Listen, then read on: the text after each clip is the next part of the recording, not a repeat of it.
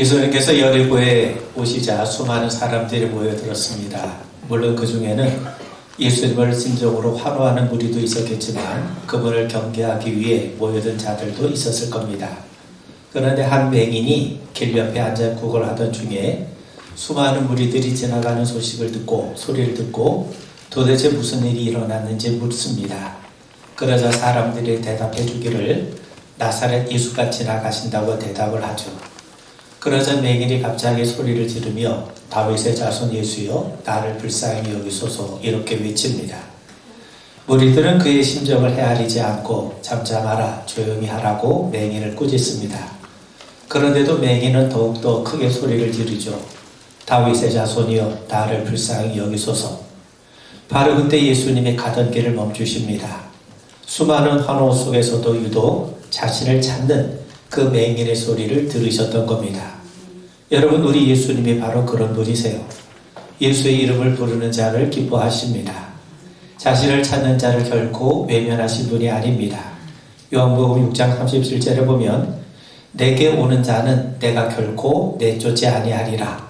여러분, 예수님이 바로 그런 분이세요. 그래서 자기를 찾는, 자기를 향해 부르짖는 그 맹인을 데려오라고 하십니다. 맹인이 앉아있던 곳은 길 옆입니다. 사실 길가는 사람들이 다닌 곳 아닙니까? 맹인이 사람들이 걸어 다닌 곳에서 구걸할 수는 없는 법 아닙니까? 그러므로 맹인이 앉아서 구걸하던 곳은 길가가 아니라 사실은 길 옆 가장자리입니다. 그런 길의 가장자리 한 귀퉁이에 앉아서 구걸했을 겁니다. 길 옆에 앉아서 지나가는 사람들에게 구걸을 하며 지금까지 살아왔을 겁니다. 지나가는 사람들이 던져주는 동전이나 빵 부스러기를 받아 먹으며 살아왔던 것이죠.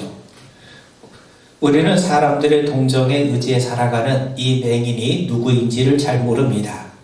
그런데 같은 본문을 기록하고 있는 이 마가복음에 따르면 이 맹인의 이름을 구체적으로 우리에게 밝혀주고 있죠.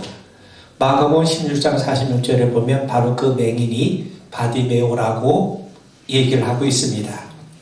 바디메오라고 하는 말은 디메오의 아들이란 뜻입니다. 아람어로 바라고 하는 말이 아들이란 뜻이고 디메오라고 하는 이 말은 더럽다, 오물, 쓰레기 그런 것들을 의미하는 아주 혐오적인 단어입니다. 그러므로 바디메오는 오물의 아들, 더러운 아들, 쓰레기 같은 아들 그런 의미를 가지고 있어요. 여러분, 유대인들은 이름을 단순히 부르기 좋게 짓지 않습니다. 그들에게 이름이라고 하는 것은 곧 그 사람의 정체성을 나타냅니다. 그가 살아야 될 삶을 이름에 반영해서 짓습니다. 그렇다면 바디메오라고 하는 이름은 얼마나 저주스러운 그런 이름이겠습니까? 누가 자식에게 이런 이름을 지어주고 싶고 또 누가 이런 이름을 갖고 살고 싶겠습니까? 어쩌면 그는 태어날 때부터 시궁창에서 태어나서 쓰레기 더미에서 뒹굴며 살아가는 그런 추한 인생을 살아왔는지도 모릅니다. 그가 어떻게 해서 맹인이 되었는지 우리는 알 수가 없죠. 불우한 환경이나 뜻하지 않은 사고로 인해 눈이 멀게 되었는지 아니면 태어날 때부터 눈이 멀게 되었는지 우리가 알 수는 없어요. 그런데 오늘 본 말씀에서 중요한 것은 바로 그것이 아닙니다. 우리가 눈여겨봐야 할 부분은 바로 그런 인생이 예수님의 이름을 불렀고 또 예수님은 그의 외침을 들으시고 가던 길을 멈추시고 그를 친히 만나주셨다는 사실입니다. 수많은 사람들의 환호에 맹인의 외침은 묻혔을 법도 한데 예수님은 사람들의 열광에 흥분하지 않으시고 한 맹인의 외침에 귀를 기울이시고 친히 그에게 반응하셨다는 사실입니다. 수많은 사람들이 웅성거리자 그는 무슨 일이 일어나고 있는지 궁금했어요. 평소 같으면 사람이 많이 몰릴수록 자기 수중에 동정받기가 훨씬 수월할 법도 했을 텐데 오늘은 뭔가 다릅니다. 그는 도대체 무슨 일이 일어나고 있는지 궁금했어요. 그래서 사람들은 그에게 나사렛 예수가 지나가신다고 말을 전해주었죠. 평소 이곳은 유대 사회에서 내노라는 사람들이 다니는 곳입니다. 맹인은 그런 사람들의 적선에 기대하며 살아왔던 거죠. 그는 볼 수 없었기 때문에 누가 자기에게 적선을 베푸는지 알 수도 없을 뿐더러 알 필요도 없지 않겠습니까? 그런데 나사렛 예수라는 말에 그의 가슴이 뛰기 시작했던 것 같습니다. 평생 한번 가져봤을 법한 소망이 그 가슴에서 꿈틀대는 것을 느꼈을지도 모릅니다. 그래서 그는 길 옆에서 길 위로 올라가죠. 예수님의 물에 휩싸여 길 가장자리에 있는 자신을 지나칠지도 모른다는 그런 생각이 들었기 때문에 그는 길 위로 나아갔던 겁니다. 머뭇거릴 시간이 없어요. 지체할 시간이 없습니다.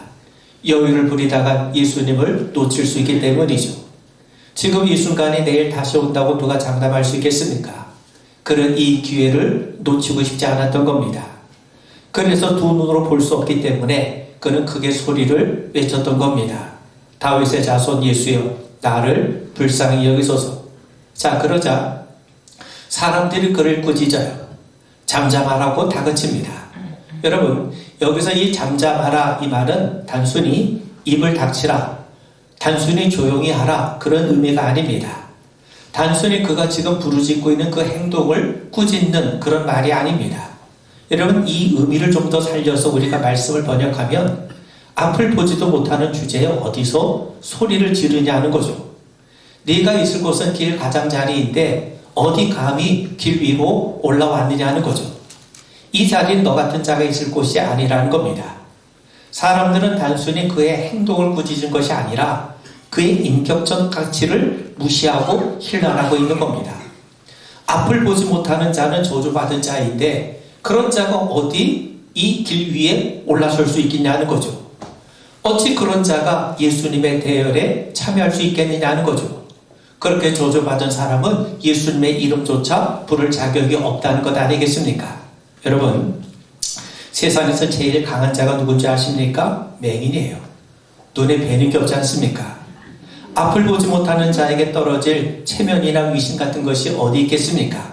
그래서 그는 사람들이 제지하면 제지할수록 더 크게 외쳤던 겁니다. 다윗의 자손 예수여, 나를 불쌍히 여기소서. 여러분, 하나님께서 분명히 말씀하시죠. 잠언 8장 17절에 보면 나를 사랑하는 자들이 나의 사랑을 입으며 나를 간절히 찾는 자가 나를 만날 것이라 말씀하세요. 하나님을 간절히 찾는 자가 하나님을 만날 수 있다는 겁니다. 하나님을 사모하는 자를 만나주세요.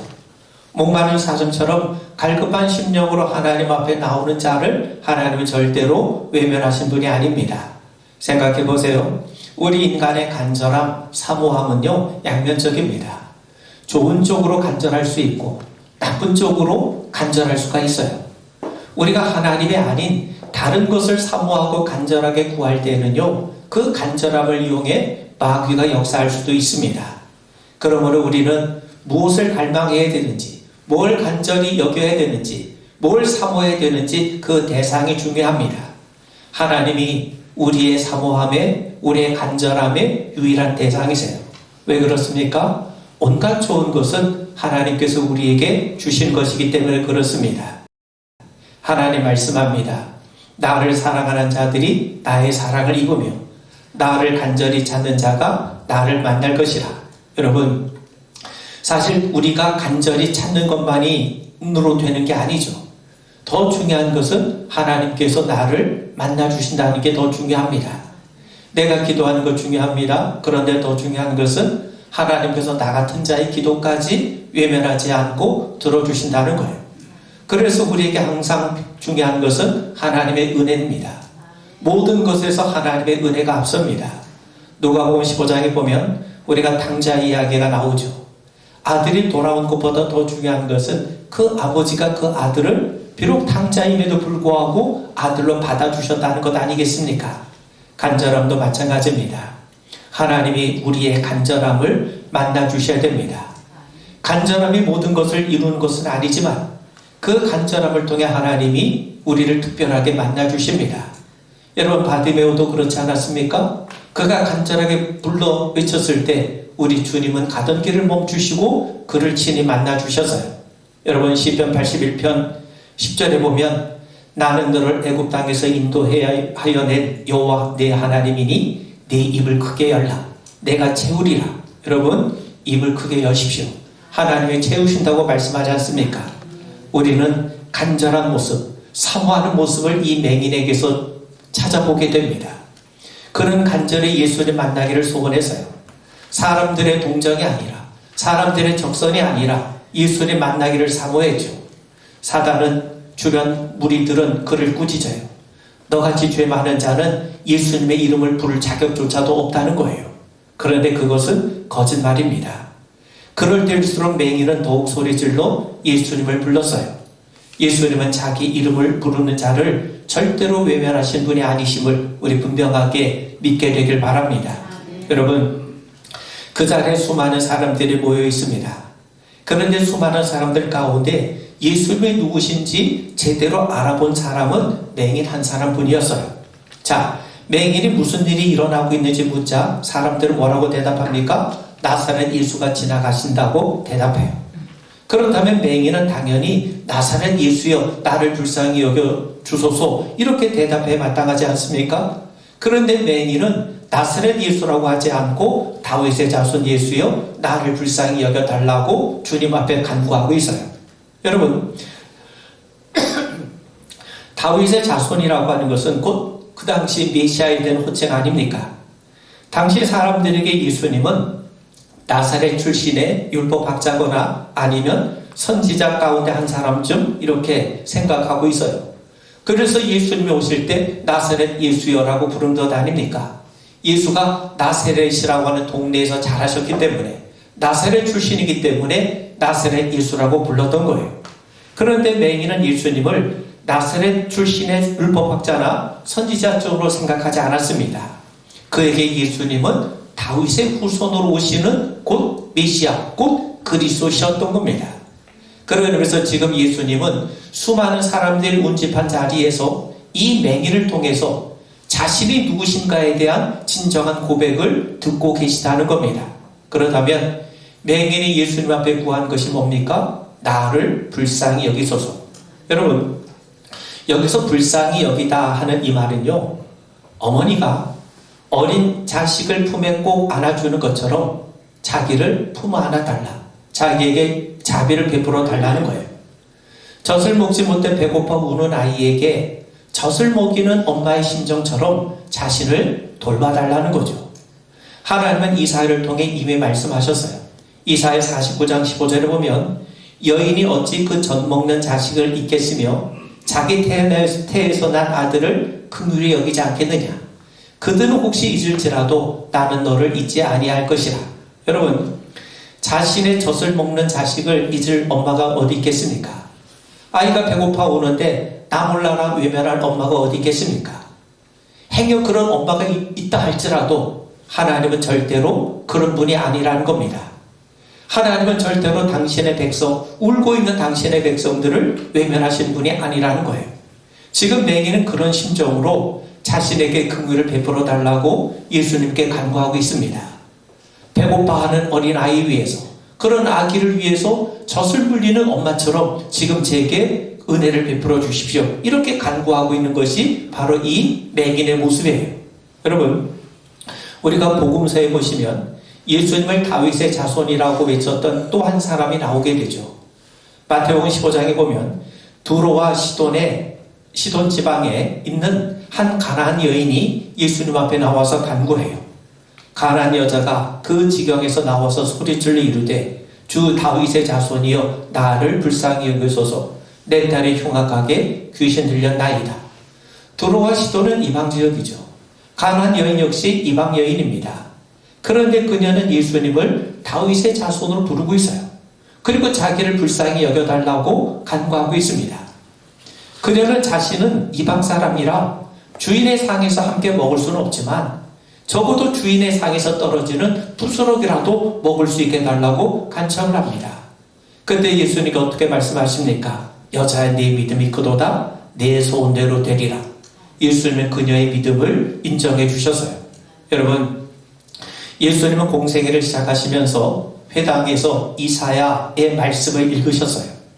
누가복음 4장 18절에 보면 주의 성령이 내게 임하셨으니 이는 가난한 자에게 복음을 전하게 하시려고 내게 기름을 부으시고 나를 보내사 포로된 자에게 자유를, 눈먼 자에게 다시 보게 함을 전파하며 눌린 자를 자유롭게 하고. 자, 여러분, 이것은 뭡니까? 예수님께서 이 땅에 오셔서 메시아가 이 땅에 오셔서 하실 일이 무엇인지를 하나님은 선지자 이사야를 통해 우리에게 미리 말씀해 주신 거예요. 자, 그런데 여기 보면 메시아가 오셔서 하신 일 가운데 하나가 뭐냐면 눈먼 자에게 다시 보게 함을 전파하며 라는 거예요. 맹인은 다윗의 자손으로 오신 예수님, 메시아신 예수님의 사역이 바로 자신에게 이루어지기를 소원하고 있는 겁니다. 앞서 말씀드린 것처럼 예수님이 오신 목적 가운데 하나가, 예수님이 오셔서 하실 일들 가운데 하나가 눈먼 자에게 다시 보게 한 것 아니겠습니까? 그렇기 때문에 맹인은 사람들의 온갖 비난과 힐난, 조롱과 무시에도 불구하고 예수님 앞으로 나온 거예요. 예수님께서 그리스도께서 이 땅에 오셔서 하실 일을, 눈먼 자를 다시 보게 하신 일을 지금 내게 이루어 주시기를 간구하고 있는 거죠. 자, 예수님이 그에게 물으세요. 내게 무엇을 하여 주기를 원하느냐? 맹인이 대답합니다. 주여 보기를 원하나이다. 그러자 예수님이 말씀합니다. 예수께서 그에게 이르시되 보라, 네 믿음이 너를 구원하였느니라. 여러분, 예수님은 맹인이 무엇을 원하는지 모르시기 때문에 질문하신 것이 아닙니다. 사람들은 그가 원하는 것이 뭔지를 알고 있어요. 그에게 필요한 것은 동전과 음식과 같은 사람들의 적선입니다. 그건 맹인이 원하는 거였고, 그들은 동전 몇 번 던져주며 유대인으로서 구제 행위를 했다며 자신의 경건에 뿌듯함을 느꼈을지도 모릅니다.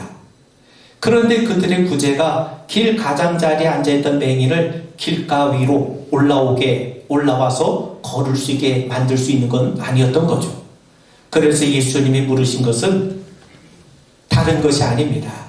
진정으로 네가 새롭게 되길 원하느냐?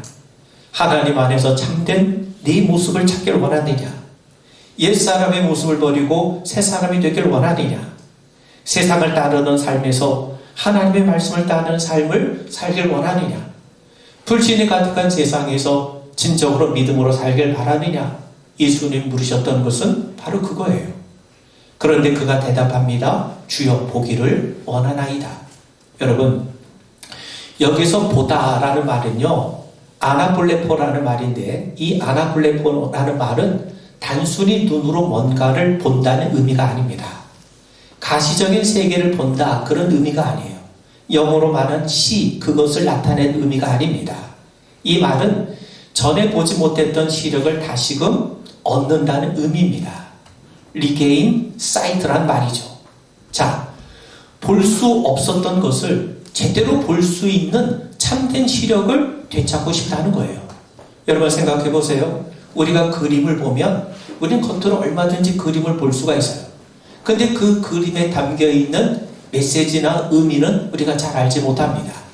도대체 작가가 어떤 의도를 가지고 무엇을 우리에게 던져주기 위해서, 어떤 메시지를 전해주기 위해서 그 그림을 그렸는가 보통 사람들은 잘 알지 못해요. 근데 그림에 조예가 있는 전문가들은 그 그림을 보면서 작가의 메시지를 제대로 포착해냅니다. 바로 그런 거예요. 바로 그런 통찰력. 전에는 제가 제대로 볼 수 없었지만 이제는 뭔가 제대로 볼 수 있는 그런 안목, 그런 통찰력을 되찾고 싶다는 거예요. 그렇다면 지금 이 맹인이 예수님 앞에 구한 것은 영적으로 말하면 이제부터 제가 예수님을 온전히 바라보고 싶다는 겁니다. 맹인이 바라는 것은 단순히 눈을 떠서 세상을 보고 싶다는 게 아닙니다. 내 앞에 계신 예수님을 제대로 보고 싶다는 거죠. 사실 그는 앞을 보지 못하고 있지만 예수님을 제대로 보고 있었어요. 남들이 나사렛 예수라고 할 때 그는 예수가 다윗의 자손임을 알고 있지 않았습니까? 그런데 이제 맹인은 내 앞에 계신 예수님을 내가 좀 더 분명하게 제대로 보기를 원한다는 거예요. 진리대로 살고 싶다는 거예요. 옛 생활 버리고 예수님을 주인으로 섬기며 살고 싶다고 지금 예수님 앞에 간청하고 있는 겁니다. 그러자 예수님께서 말씀하시죠. 보라, 네 믿음이 너를 구원하였느니라. 예수님은 내 눈을 뜨라 이렇게 말씀하지 않으셨어요. 육신의 눈만 뜬다고 달라지는 건 아무것도 없지 않습니까? 그가 원했던 것은 믿음의 눈이 띄어지는 겁니다. 영안이 열리는 거예요. 그래서 예수님은 단순히 시력의 회복이 아니라 그의 믿음의 시력을 다시금 되찾게 해주신 겁니다. 그래서 내 믿음이 너를 구원하였느니라 이렇게 말씀하신 거죠. 그리고 맹인은 예수님의 말씀대로 눈이 띄어집니다. 더 정확히 말하면 믿음의 눈이 띄어진 거예요. 그래서 예수님에 대해서 영안이 열린 겁니다. 예수님이야말로 하나님의 아들이요 그리스도가 되시고 은혜와 진리가 충만하신 분이심을 제대로 온전히 보게 되었던 거예요. 자, 어떻게 우리가 이 사실을 알 수 있습니까? 여러분, 눈이 띄어진 다음에 예수님을 온전히 보게 된 다음에 그는 어떻게 반응을 합니까? 43절에 보면 곧 보게 되어 하나님께 영광을 돌리며 예수를 따르니, 눈이 띄어진 후에 그는 예수님을 따랐다고 합니다. 여러분, 그는 원래 길 가장자리에 앉아있던 자였어요. 그런데 예수님이 오신다는 소문을 듣고 앉던 자리에서 일어나서 예수님께로 나아갔죠. 그리고 눈이 띄어진 다음에는 이제 예수님을 따르게 됩니다. 자, 그런 길 가장자리에 앉아있던 사람에서 길을 걷는 사람으로, 더 나아가 자신의 길을 걷는 사람이 아니라 예수의 길을 함께 걷는 사람으로 나아갔다는 사실입니다. 여러분, 지금 예수님이 어디를 향해 올라가고 계십니까? 지금 갈릴리에서 여리고를 거쳐서 예루살렘을 향해 올라가고 계세요. 왜 예루살렘 올라가고 계십니까? 십자가를 위해서 올라가고 계시는 겁니다. 여러분, 우리는 씨 뿌리는 자의 비유를 잘 알고 있어요. 길가에 뿌려진 씨는 새에게 먹히죠. 돌밭에 뿌려진 씨 역시 이내 말라 비틀어집니다. 가시덤불에 뿌려진 씨는 가시 때문에 제대로 자라지도 못하고 열매도 맺질 못해요. 그런데 좋은 밭에 떨어진 씨는 30배, 60배, 100배 열매를 거두지 않습니까? 자, 여러분, 이제 예수님은 예루살렘으로 올라가십니다. 예루살렘은 겉으로는 화려해 보이지만 영적으로는 아주 척박한 지역입니다. 길가처럼 하나님의 말씀의 씨가 씨알도 먹히지 않는 곳이 예루살렘이었어요. 그곳에서 예수님은 대제사장과 빌라도에게 신문을 받으시고 온갖 조롱과 고통, 수치와 부끄러움을 당하신 다음에 그들에게 먹히십니다. 그리고 골고다에서 십자가에 매달려 가시 같은 못과 창, 그리고 가시면류관에 찔려 죽임을 당하게 되시죠. 마치 사단이 승리한 것 같습니다. 예수님은 사단의 밥이 되고 씨도 먹히지 않은 돌과 같은 권력자들에 의해서 희생이 되고 가시 같은 창과 가시면류관에 찔려 돌아가셨어요. 그리고 돌아가신 후에는 돌무덤 안에 놓여지게 되지 않습니까? 그런데 여러분, 이것이 씨의 생명이 여기서 끝나지 않았다는 겁니다. 죽었던 씨, 사단의 밥이 된 씨, 태양에 말라 비틀어진 씨, 가시에 찔린 씨에 이제 새 생명이 움트기 시작해요. 그것도 3일 만에 이루어집니다. 예수님은 부활하심으로 죄와 죽음의 권세를 꺾으셨고 그 잠자는 자들이 첫 열매가 되셔서 30배, 60배, 100배의 열매를 거두고 계시지 않습니까? 예수님은 바로 이 일을 위해서 오셔서요. 그리고 그 일을 위해서 지금 예루살렘을 향해 올라가고 계시는 겁니다. 그런데 예수님이 가시는 그 길을 지금 맹인이 따르고 있다는 사실입니다.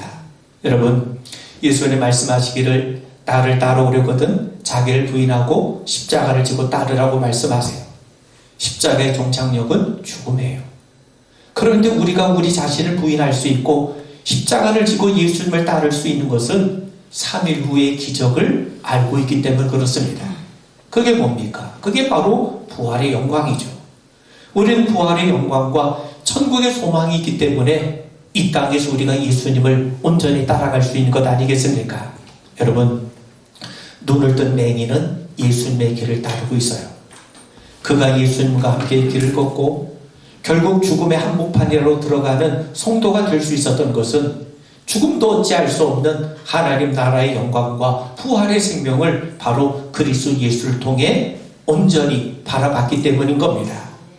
그가 눈이 열렸고 그의 영안이 열려서 예수님을 제대로 보게 되었을 때 그는 기꺼이 예수님을 따를 수가 있었고 십자가의 길도 마다하지 않을 수 있었던 거예요. 뭘 본 겁니까? 그리스도 예수의 부활을 보게 된 것이고 하나님 나라의 영광을 보게 되었던 거죠. 여러분, 맹인은 예수님을 만나기 전 길 옆에 앉아 있었던 자였어요. 세상에 던져주는 적선을 기대하며 살아왔어요. 그런 그에게 복음이 들렸습니다. 예수님의 소식을 듣자 그는 예수님 보기를 원했습니다. 자리를 박차고 예수님께 달려갔습니다. 예수님은 그의 눈을 열어주셔서요, 예수님을 제대로 보게 하셨습니다. 예수님을 제대로 보게 되니까 그는 이제 예수님을 따르는 자가 되었고 예수님과 함께하는 자가 되지 않았습니까? 예수님은 이런 자를 원하세요. 우리에게 함께 걷자고 하십니다. 어렵고 힘들더라도 나를 믿고 따르라고 하십니다. 성령께서 우리의 눈을 뜨게 하셔서 예수님을 온전히 바라보게 하시고 알게 하셔서 우리도 예수님 따를 수 있는 귀한 믿음의 길을 걷게 하게 하시기 바랍니다. 걷게 되는 우리 모두가 되기를 주님의 이름으로 축원을 드립니다. 우리 기도하겠습니다. 하나님께서 맹인의 눈을 뜨게 하셔서 예수를 온전히 바라보게 하신 것을 믿습니다. 예수님을 바라보게 되자 그는 곧 하나님께 영광을 돌리며 주님을 따르게 된 것을 우리가 믿고 고백합니다. 우리도 주님 바라보게 하셔서 우리 주님과 함께 믿음의 길을 잘 걷고 잘 주님을 따라가는 성도 되게 하옵소서. 예수님 이름 받들어 간절히 기도하옵나이다. 아멘.